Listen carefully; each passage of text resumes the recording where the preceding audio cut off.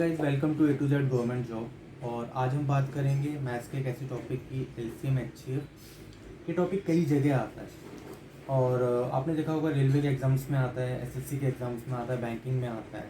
और कई लोग सिर्फ इतना समझते हैं कि ये टॉपिक जो है सिर्फ एलसीएम निकालना ही इस टॉपिक को समझना होता है, जबकि ऐसा नहीं होता है। इस टॉपिक में अगर आप एसएससी के मेंस के पॉइंट ऑफ व्यू से बात करोगे तो इसमें बहुत डिफ़िकल्ट क्वेश्चंस आते हैं। रेलवे के पॉइंट ऑफ व्यू से बात करोगे तो इतने डिफिकल्ट नहीं आते हैं। बैंकिंग में मिक्सड आते हैं, पर बैंकिंग में भी काफ़ी क्वेश्चन पूछे जाते हैं। या कोई भी गवर्नमेंट जॉब अगर आप उठा लो तो वहाँ पर एलसीएम और एचसीएफ से रिलेटेड क्वेश्चंस आते ही हैं। एलसीएम निकालना वो तो हम सब ने स्कूल डेज में पढ़ा है, दैट्स नॉट द इशू। लेकिन एलसीएम अच्छे से कैसे निकाला जाए विदाउट यूजिंग पेन, और एलसीएम और एचसीएफ में क्या कनेक्शन है, एलसीएम कितने तरह से निकाला जा सकता है, और एलसीएम के और एचसीएफ के मिक्स्ड और अलग अलग डिफरेंट जो डिफ़िकल्ट क्वेश्चंस हैं वो आज हम करेंगे।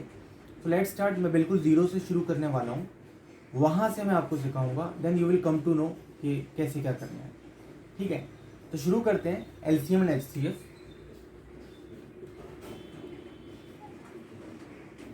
गाइस हम सभी ने स्कूल डेज में पढ़ा है कि एलसीएम कैसे निकालते हैं।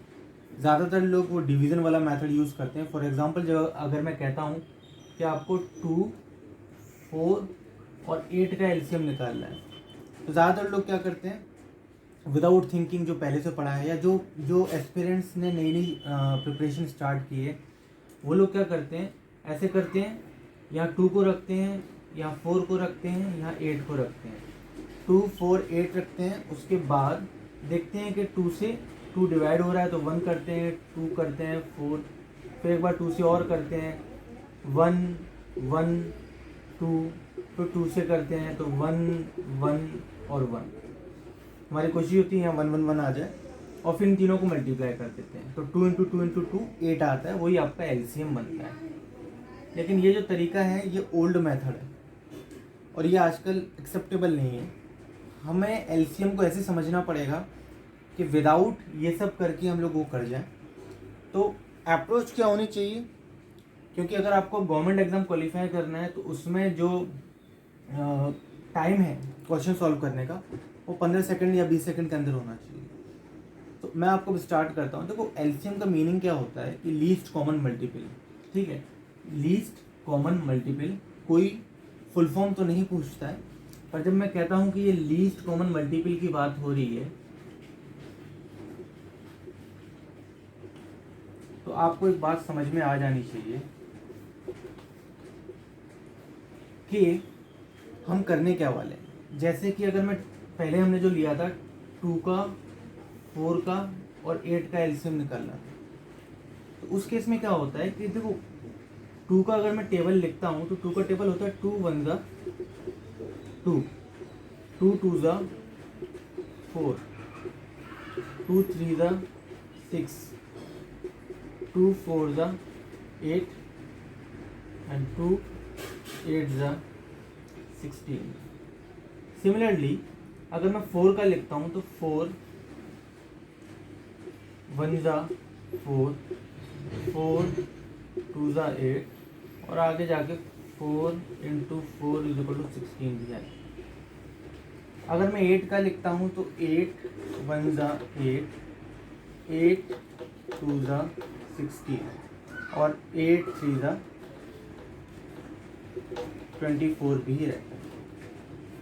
आपको मैं बात बता दूं, अब यहाँ 2 का जो मल्टीपल है वो 2 है। ओके, बहुत से लोग समझते होंगे मल्टीपल क्या होता है। मैं आपको बता दूं, इक्वल टू के जो इस तरफ होता है ना, यानी इस तरफ जो बात हो रही है वो सारे मल्टीपल्स होते हैं। लोगों को, बहुत सारे लोगों को मल्टीपल और फैक्टर्स में कन्फ्यूजन रहता है। तो ये जो लाइन है ये वाली इज इक्वल टू के इस तरफ वाली, ये सारे मल्टीपल्स हैं और इस तरफ जो है वो फैक्टर है। फॉर एग्जाम्पल 2 का मल्टीपल 4 है और 4 के फैक्टर कौन है, 2 है। 2 का मल्टीपल 6 है, 3 का मल्टीपल 6 है और 6 के फैक्टर कौन है, 3 और 2। तो आपको ये बात समझनी है। तो ये फ़र्क है मल्टीपल और फैक्टर में। आई होप आपको समझ में आ गया होगा। 8 का फैक्टर कौन है, 2 और 4 है। इसके अलावा और भी होते हैं, 1 है, 8 है। बट अगर आप कहोगे 2 का मल्टीपल 8 भी है और 4 का मल्टीपल भी 8 है, तो ये वाली बात आपको समझनी है। तो आपने गौर किया, हम लोग लीस्ट कॉमन मल्टीपल निकाल लें तो हमको ऐसा मल्टीपल चाहिए जो तीनों नंबर में अवेलेबल हो और वो सबसे पहले आए या सबसे छोटा होना चाहिए। तो अगर आप गौर करोगे तो सबसे पहले क्या आ रहा है, तो वो 8 ही है जो तीनों में अवेलेबल है। यहाँ आप गौर से देखो, ये उसके बाद 16 है, यहाँ दिख रहा होगा आपको 16। लेकिन 8 और 16 में छोटा कौन है? 8 और 16 में छोटा कौन है? 8 है। 8 ही आपका क्या होगा? LCM. 8 will be your LCM. Clear है? ये मैंने आपको एक हल्का सा इंट्रोडक्शन दिया है, इसी को लीस्ट कॉमन मल्टीपल कहते हैं। तो आपने एक बात समझी कि ऐसा मल्टीपल जो तीनों में हो और सबसे कम हो, सबसे छोटा हो, सबसे पहले है, वही चीज़ लीस्ट कॉमन मल्टीपल होती है।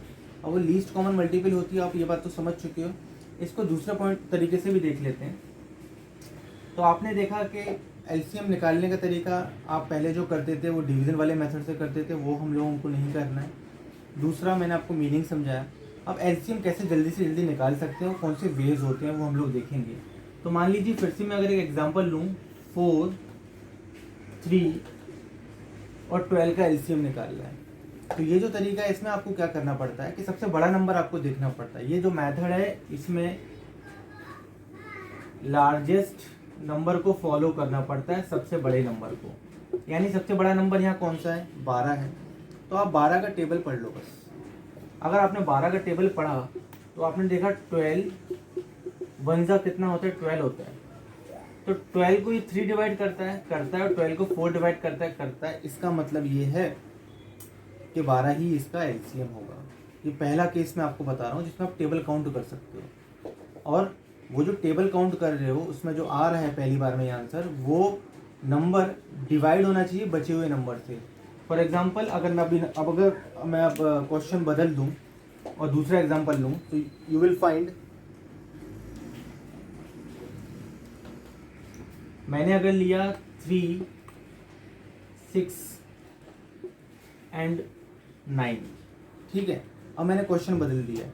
अगर मैं 3, 6 और 9 लेता हूँ तो आप देखोगे 9 सबसे बड़ा नंबर है। इस 9 का अगर मैं टेबल लेता हूँ तो 9 वन जा क्या होता है? 9। 9 से 9 को 6 डिवाइड करेगा क्या? नहीं करेगा। तो ये आपका एलसीएम नहीं होगा। 9 को 2 डिवाइड, 9 जब हम 2 बार करेंगे तो आएगा आपका 18। अब इस 18 को 9 तो डिवाइड करेगा, 9 का जब टेबल पढ़ा जा रहा है, पर इस 18 को 6 भी डिवाइड करेगा और इस 18 को 3 भी डिवाइड करेगा। इसका मतलब ये आपका एलसीएम है 18। ये कौन सा केस था? ये कौन सा तरीका था? ये वो तरीका था जिसमें आप बड़े नंबर को ले लो और उसका टेबल पढ़ लो। हो सकता है आपको, अच्छा ये तरीका कब तक सक्सेसफुल है? ज़्यादा से ज़्यादा जब हम टेबल 3 टाइम्स या 4 टाइम्स पढ़ लें। मान लो 9 वन जा 9, अगर इसमें एलसीएम आ रहा है तो ठीक है। 9 टू जा 18, ठीक है। 9 3 जा तक ठीक है, 9 4 जा तक ठीक है, 9 5 जा 45 तक ठीक है, जहाँ तक आपके टेबल पढ़ सकते हो आप।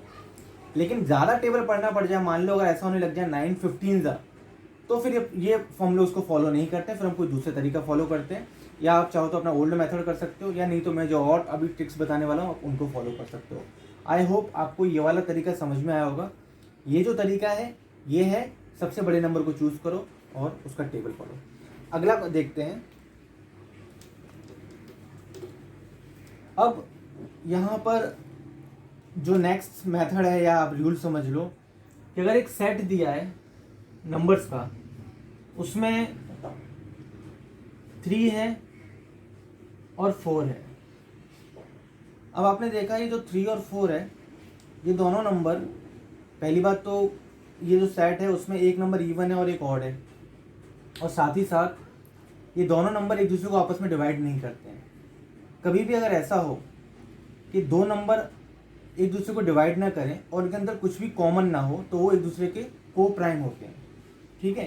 3 और 4 एक दूसरे को डिवाइड नहीं करते और इनके अंदर कुछ भी कॉमन नहीं है और इनका HCF 1 है, तो ये को प्राइम है। को प्राइम की सिंपल भाषा क्या है कि एक दूसरे को डिवाइड ना करना और कुछ भी उनके अंदर कॉमन ना हो, ठीक है, और उनका HCF 1 हो। तो आपने देखा ऐसे कोई भी नंबर जो एक दूसरे को डिवाइड ना करें, उस केस में उनका एलसीएम, उनका मल्टीप्लिकेशन ही होता है। आपको बात आ रही है समझ में? 3 और 4 डिवाइड नहीं करते, तो 3 4 का क्या होगा? 12 ही इनका क्या होगा? एलसीएम होगा। एक और एग्जांपल अगर मैं लूँ, नेक्स्ट एग्जांपल लेता हूँ। मैं लेता हूँ 7 and 9, ये भी उसी तरह का केस है। 7 9 63। तो ये चीज़ क्लियर हो रही है जो मैंने बताया। और अगर आप इसको ऐसे फॉर्म में लिखेंगे, मेरे कहने का मतलब ये था, एक नंबर x है, एक नंबर y है, तो इनका एलसीएम हमेशा क्या होगा, x और y। थोड़ा इसको और बड़ा कर लें, अगर मैं लूँ 7 3 and 4, अगेन इस बार 3 नंबर का सेट है, तीनों एक दूसरे को डिवाइड नहीं करते, तो 7 3 21, 21 4 84, तो इसका जो एलसीएम है वो क्या है, 84 इसका एलसीएम है। ठीक है, सो ये आपने देखा, एक मैंने रूल बताया कि जब नंबर को प्राइम हो, एक दूसरे को डिवाइड ना करें, उस केस में उनका मल्टीप्लिकेशन ही उनका एलसीएम होता है। आगे चलते हैं अलग रूल के साथ।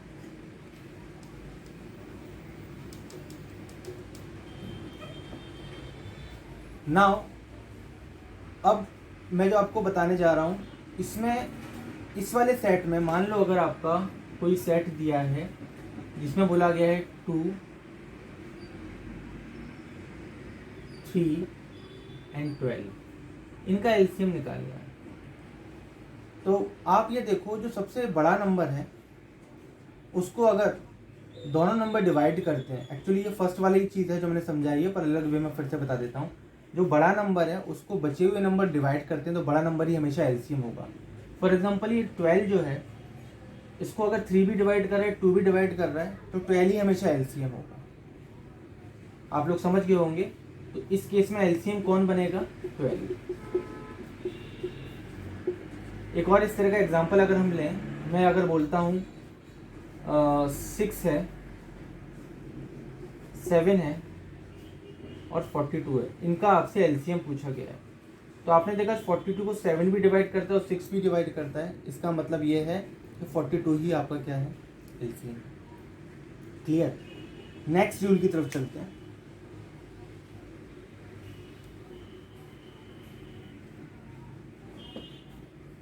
अब आप लोग को तो मैं थोड़ा हाईएस्ट पावर वाला बताता हूँ कि एलसीएम हाईएस्ट पावर में कैसे कंसीडर किया जाता है।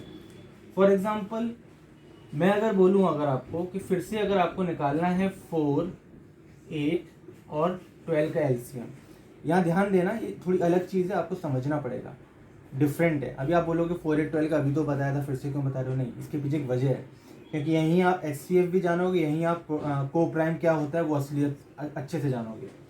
नाउ 4 को अगर मैं ब्रेक करके लिखूंगा तो हाउ आई कैन राइट, मैं लिख सकता हूँ 4 को 4 इज इक्वल टू 4 इंटू 1। ठीक है। 8 को कैसे लिख सकता हूँ मैं, 4 इंटू 2। और 12 को कैसे लिख सकता हूँ, 4 इंटू 3। आपने गौर किया कि यहाँ पर एक ऐसा नंबर जो तीनों में कॉमन हो वो हम लोग अलग निकाल लेते हैं, यानी ये जो 4 था ये तीनों में कॉमन था, तो इसको हमने एक बार लिख दिया। एक्चुअल में ये जो 4 है ये आपका HCF है। हम निकाल एलसीएम रहे हैं, पर मैं आपको बता दूं, तो 4 हमने एक बार लिख लिया, बचा हुआ इस 2 को भी लिखना पड़ेगा और बचे हुए इस 3 को भी लिखना पड़ेगा। तो 4 2 का कितना, 8 और 8 3 24। इसका आंसर है 4 8 8 और 12 का एलसीएम कितना होता है, 24। ये तो आपने निकाला। तरीका क्या था, सबसे पहले हमने कॉमन जो नंबर था वो तीनों में अवेलेबल था, उसको पहले एक बार कंसीडर किया, फिर बचे हुए नंबर्स को हमने लिखा, तो इस हिसाब से 24 बना। लेकिन यहाँ समझने वाली बात ये है, इसका मकसद ये है जो बताने का, कि जो ये 4 है ये आपका HCF है, तीनों में कॉमन जो चीज़ निकल के आई।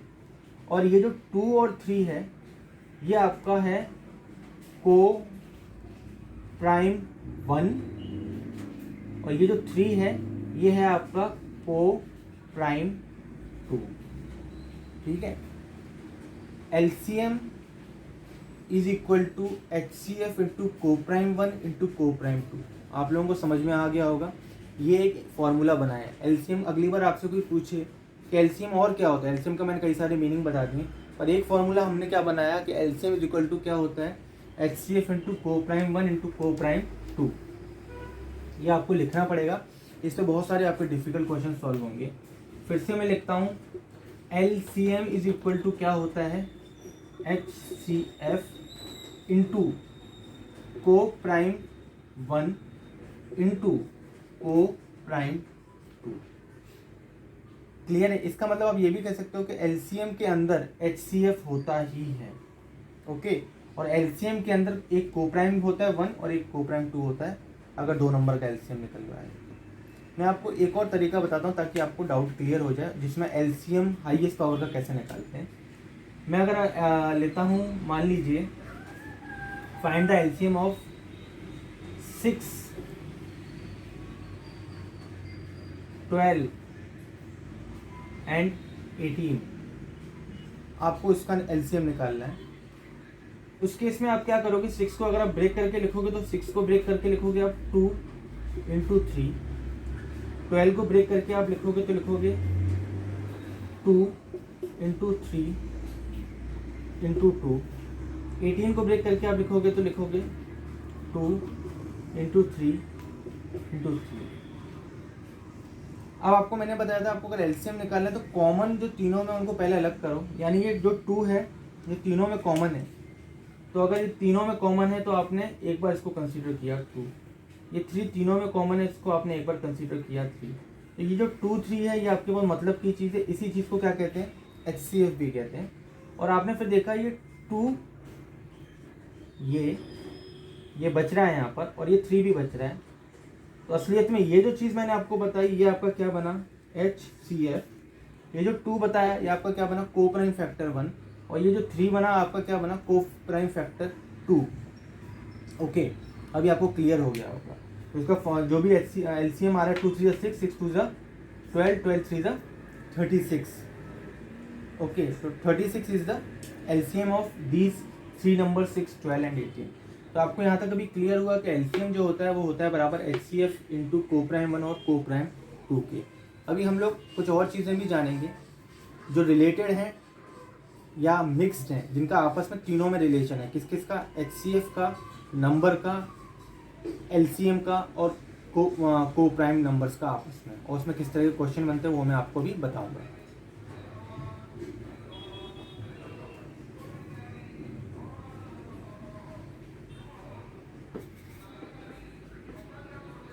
अब